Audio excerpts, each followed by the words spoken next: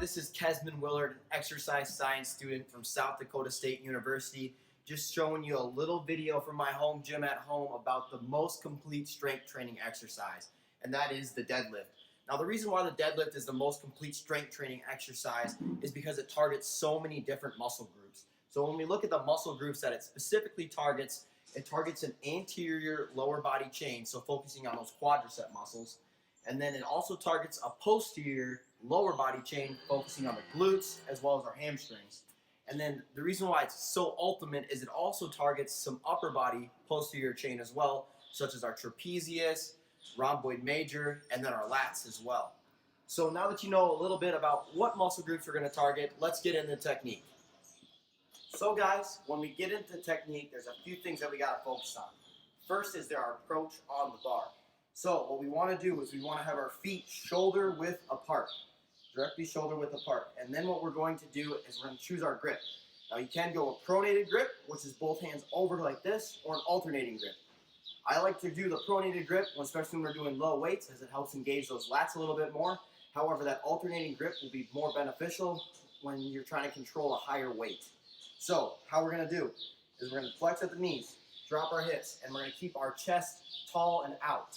Now when we grab the bar, we're grabbing outside of our legs, and then we're going to pinch those shoulders back in our lats. So going down, pinch the lats, and then what we're going to do is we're going to bring our hips and our shoulders together at the same time. And we're going to drive through the ground on sitting back on our heels. So we're going to go up, bring it tight, pinch, and then now we're going to control that weight back down. So nice and easy back down.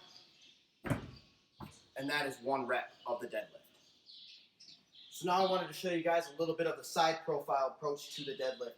Now what we're going to do again, feet shoulder width apart underneath the bar, pronated grip. Now what we're going to do is we're going to bend down. Now what you're going to see is when I'm flexing out my knees and my hips, I sink my hips slightly lower.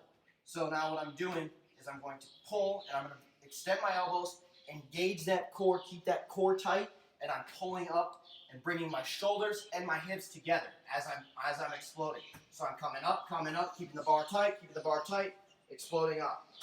Now, when we set it down, we're flexing at the knees, at the hips, and avoiding any problems with that lumbar spine. So some common mistakes with the deadlift is when people will go down to lift, they come up and they extend their legs before they bring their shoulders and their hips together.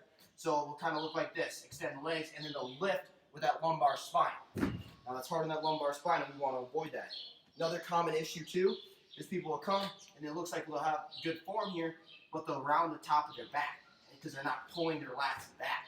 So they'll round the top of the back and they'll pull wrong, creating tension on the upper thoracic spine and yet again that lumbar spine. Another common issue too that is wrong is when people bring this deadlift up, they come up, perfect form, but they overextend. They put the weight on them. So it's not ideal because yet again, that is causing tension on that lower back. So a perfect rep is going to look like this. We're going to step into it, feet shoulder width apart, pronated grip, engage the core, coming down, feet, hands slightly wider than the feet, engage those lats back, exploding up, and then coming back down.